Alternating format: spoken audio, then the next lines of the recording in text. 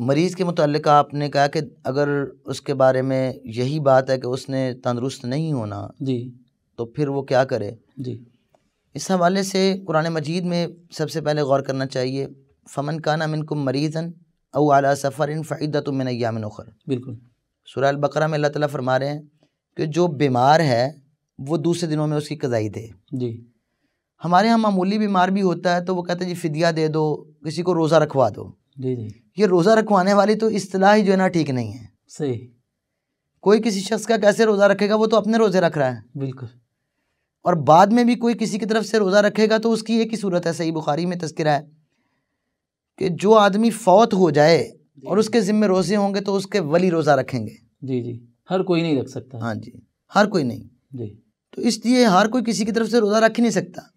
صحیح، جب یہ فوت ہو جائے اس کے ذمہ روزے ہوں، جی وہ نظر کے روزے ہوں، فرضی روزے ہوں، تو وہ تو ولی رکھ لیں گے۔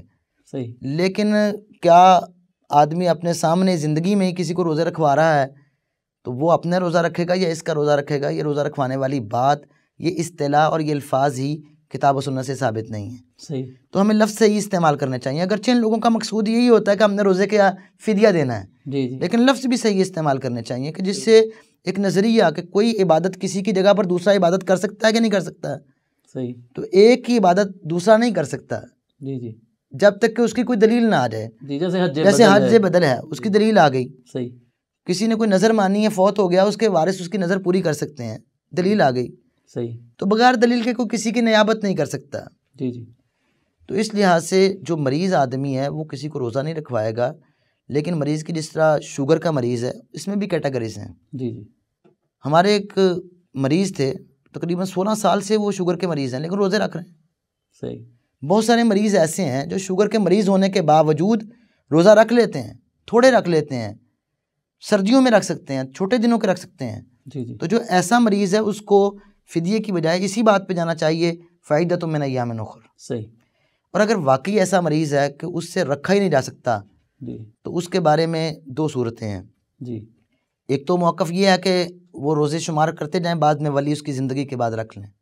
صحیح، لیکن سیدنا عبداللہ ابن عباس رضی اللہ تعالی عنہ کا اس حوالے سے جو موقف ہے، اور اکثر فقہاء و محدثین کا بھی یہی موقف ہے کہ وہ فدیہ دے دے۔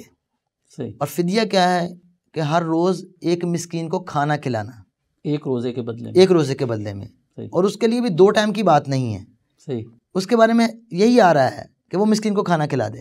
صحیح، روزہ رکھوانے کی بات نہیں آ رہی کہ 2 ٹائم سحری بھی کروانی ہے، افطاری بھی کروانی ہے، یہ بات نہیں ہے۔ صحیح، اس میں اتنی بات آئی ہے کہ وہ ایک روزے کے بدلے میں ایک مسکین کو کھانا کھلائے گا۔